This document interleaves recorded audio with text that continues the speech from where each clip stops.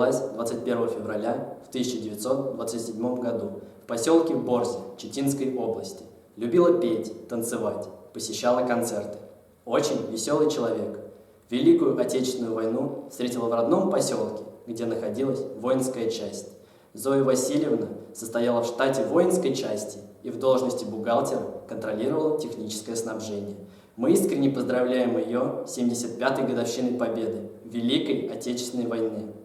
От всей души благодарим за то, что прошла через муки войны, пожертвовала своей юностью ради страны и ее жителей.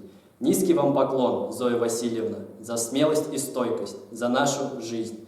Спасибо, что остались живыми. Здоровья, долгих вам лет и мирного неба.